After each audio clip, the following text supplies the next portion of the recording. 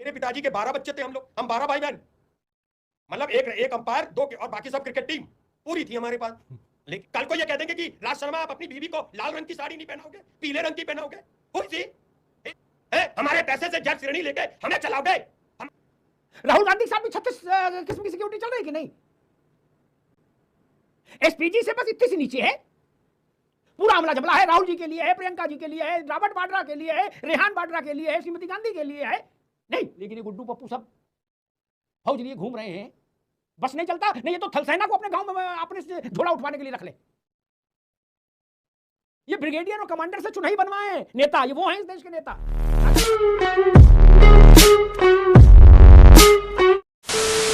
नमस्कार दोस्तों, स्वागत है आपका द फर्स्ट डिबेट और अमिताभ अग्निहोत्री जी की बहुत ही जबरदस्त और बहुत ही धमाकेदार डिबेट वीडियो में।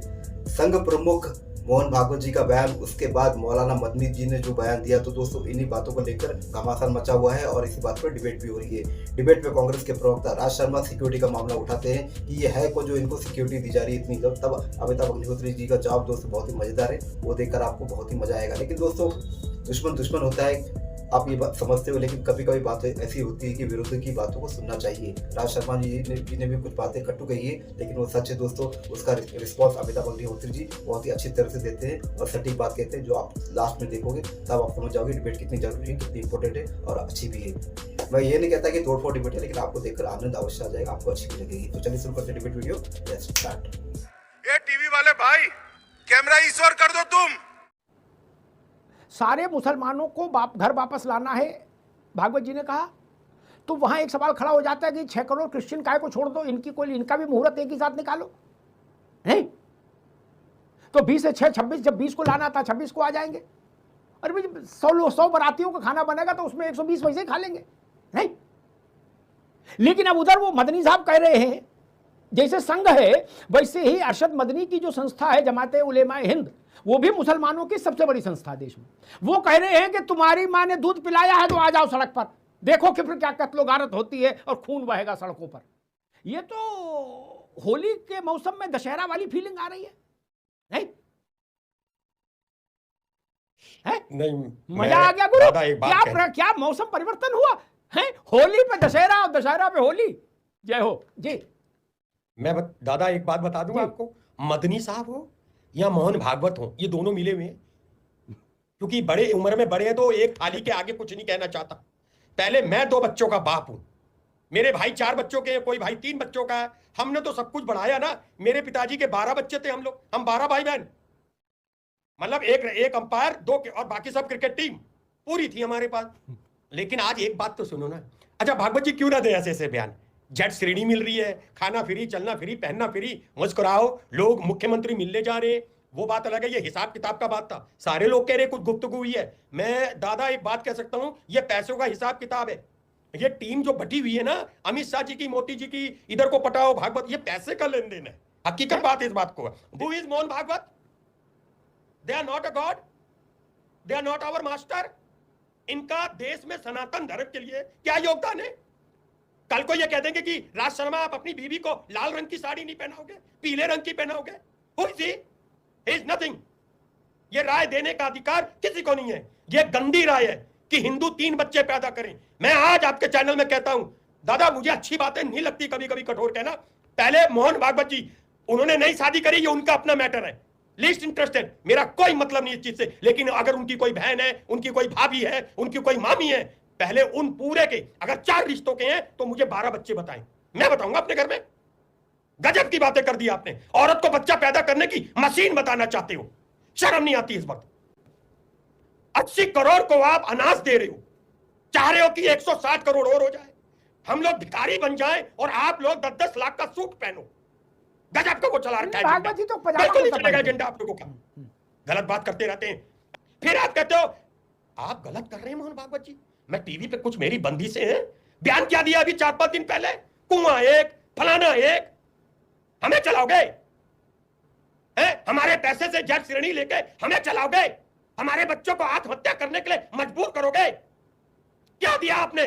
इस 12 साल की सरकार ने मेरे बच्चे को क्या दिया? ठीक है राज भाई, ठीक आते दोबारा।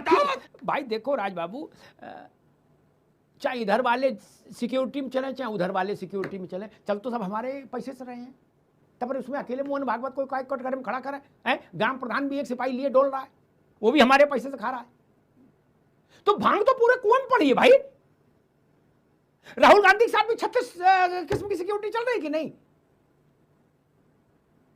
एसपीजी से बस इतनी सी नीचे है, पूरा हमला जमला है। राहुल जी के लिए है, प्रियंका जी के लिए है, रॉबर्ट वाड्रा के लिए है, रेहान वाड्रा के लिए है, श्रीमती गांधी के लिए है। नहीं, और सब पैसा तो हमारे यहाँ है। गरीब को अनाज मिल रहा है, ये तो याद है कि 80 करोड़ को अनाज मिल रहा है।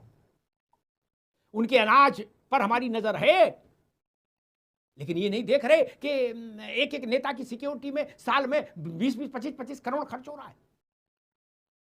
20-20, 25-25 करोड़ खर्च हो रहा है भाई साहब। नेता लोग कैसे गंदे तरीके से सिक्योरिटी का मिसयूज कर रहे हैं पता नहीं। एक प्रसंग आ गया, देवेंद्र जी आ रहा हूं वापस, लेकिन सबको सत्य पता होना चाहिए भैया। राष्ट्र की वाणी तो गूंजनी चाहिए।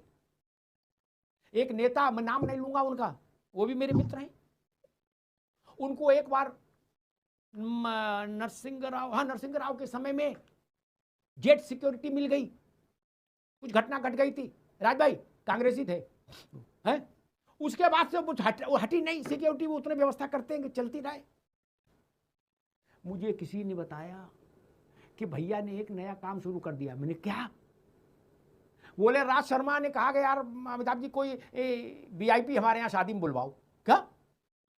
तो वो कहते थे ठीक है, कार्ड दे जाओ, 5 जमा करा दो। क्या? हम आएंगे तो 10 गाड़ी होगी, बुलेट प्रूफ होगी, लोकल डीएसपी एसपी गेट पर होगा, मेटल डिटेक्टर लगेगा, पूरे गांव खेड़ा में जलवा हो गया। नहीं तो सालक की सालक पता लगा 2-4 करोड़ वैसे अंदर कर लेते थे। ये स्थिति है। गरीब का 5 किलो राशन हमें दिखता है, लेकिन ये गुड्डू पप्पू सब फौज लिए घूम रहे हैं। बस नहीं चलता, नहीं ये तो थल सेना को अपने गांव में अपने झोला उठवाने के लिए रख ले। ये ब्रिगेडियर और कमांडर से चुनाई बनवाए नेता, ये वो हैं इस देश के नेता। राज भाई बुरा न मानना, ये थल सेना अध्यक्ष को पकड़ाने के लिए जल्दी बनाओ, ओए जल्दी बनाओ चुनाई, हमारी जान को खतरा है। जिनकी जान की कोई कतई कीमती है नहीं, कोई मान नहीं सकता कि इनकी जान को भी कोई खतरा हो सकता है। कुत्ता तक जिन पर नहीं भौंके मोहल्ले का, वो भी पुलिस लिए घूम रहे, अब ये बताओ, एक तरफ हिंदू सम्मेलन कर रहे हो, दूसरी तरफ यूजीसी कानून ला रहे हो। बाबू, बड़े बाबू, ये माजरा क्या चला रहे हो? मैं नहीं समझ पा रहा। मेरी कॉलोनी में हिंदू सम्मेलन, फिर कानूनी रूप से हमें बांट रहे हो। और अगर किसी ने, मैं कह रहा, अगर मां का दूध पिया है, अगर सरकार ने मां का दूध पिया है, तो 2 बच्चों का कानून 24 घंटे में ले आओ, 10 दिन में ले आओ। क्या कर रहे हो? 3 बच्चे पैदा करो, जनसंख्या बढ़ाओ, अपने आप को बर्बाद कर दो। 2 बच्चों का कानून पिछले दूसरे टर्म से तीसरे टर्म की सरकार है, क्यों नहीं ला रहे? कहां गया वो 56 इंच का सीना? मैं कह रहा हूं, स्वागत करूंगा, माला पहना दूंगा। लाओ 2 बच्चों का कानून, सिंपल सी बात। अब क्या मदनी कुछ कहेंगे? अंदर से गद्दी वो चल जाएगी, गड्डियां चल रही हैं। मौलाना साहब 10 लाख लो, वंदे मातरम में कुछ फतवे जारी करो। अरे तुम 7 लाख ले लो, जरा फतवा जारी करो। उससे क्या होगा? राष्ट्रवादी में एक जोश आ जाएगा। ये बैठेंगे तथा कथित प्रवक्ता बनके और खूब बातें बोलेंगे, देखो मौलाना ने फतवा जारी करा। मंदिर का, राम मंदिर का विरोध किसी ने नहीं किया जब कोर्ट का डिसीजन आ गया। वंदे मातरम का अरे गहरे मौलवी ने कह दिया, किसी मुसलमान ने विरोध नहीं किया। और मैंने आपसे पहले भी कहा था दादा, मेरा जिला अध्यक्ष मुसलमान है, वंदे मातरम कहता है, भारत माता की जय कहता है। और एक और बात, भारत माता की और वंदे मातरम, इसमें कोई दिक्कत नहीं है। लेकिन आप बच्चे को भी जबरदस्ती कहोगे पढ़। ठीक है, मुसलमान छोड़ो। राज भाई ने कहा कोई चिंटू पिंटू बोला, अरे छोड़िए, जवाहरलाल नेहरू ने विरोध किया। वो छोटे चिंटू पिंटू थे, युवा कांग्रेस में काम करते थे कि सेवा दल में, नहीं ना। नेहरू जी ने लिखत पढ़ा तुम्हें, मैं बताऊं, उन्होंने कहा वंदे मातरम मुझे समझ में नहीं आता। मैंने इसको समझने की कोशिश के लिए एक आदमी ट्यूटर रखा कि भाई इसका क्या बोले, लेकिन समझ नहीं आया। बोले बड़ा दुख भरा है गाना। और तीसरी कमी उन्होंने बताई कि विदेशी बैंड वालों को इस पर धुन ठीक नहीं लगेगी इसकी। विदेशी बैंड वालों से क्या लेना देना था वंदे मातरम का? पंडित जी की चिंता ये थी। पंडित जी छोटे आदमी थे, कांग्रेस के सर्वे सर्वा और देश के पहले प्रधानमंत्री। और कहा कि किसी मुसलमान ने विरोध नहीं किया। हाजी नाजिम ने कहा, हाजी नाजिम ने ना किया हो, लेकिन हमारे साथ तो दुर्भाग्य है कि हमारी आंखों ने बहुत कुछ देखा है। अब वो कैसे भूल जाऊं? राज भाई ने जो बात कही उसमें थोड़ा सा संशोधन करके मैं एक बात कहूंगा। हम लोग उम्मीद कर रहे थे कि जनसंख्या पर कुछ होगा, कॉमन सिविल कोड पर कुछ होगा, लेकिन एचआरडी मिनिस्ट्री यूजीसी की तरफ चली गई। भगवान जाने क्यों, किसने सलाह दे दी। मैं संघ के लोगों से भी कहूंगा और भाजपा के लोगों से भी, ये 3 और 13 की सलाह मत दीजिए, कोई नहीं मानेगा। अशोक जी, है ना, चाहे भागवत जी कहे और चाहे कोई कहे, ये जान लो। ऐसी सलाहें भी ना दो जिनसे किरकिरी हो। करने योग्य काम ये है, लाठी डंडा कहीं ना चलाओ, ना ये कहो कि किसने दूध पिया माँ का, ना कोई ये कहे कि हमने भी चूड़ी नहीं पहनी।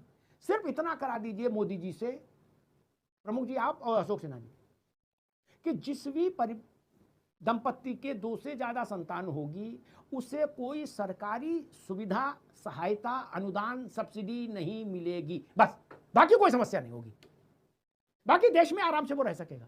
सरकारी सुविधा, सहायता, अनुदान और सब्सिडी नहीं मिलेगी। अगर सिलेंडर 900 रुपए का है सब्सिडी के साथ और बिना सब्सिडी 1400 का है, तो फिर आपको 1400 में लेना पड़ेगा अगर 3 बच्चे होंगे। हिंदू, मुसलमान, सिख, ईसाई, इसको रिलीजन न्यूट्रल बना दीजिए। कोई जात हो, कोई धर्म हो, 2 से अधिक संतान होगी तो सरकारी सुविधाओं से वंचित हो जाएंगे। बस इतना कर दीजिए। बीपीएल कार्ड भी नहीं मिलेगा फिर ना, इतना कर दीजिए। लठेती करने की जरूरत नहीं, और लठेती का युग भी बीत गया।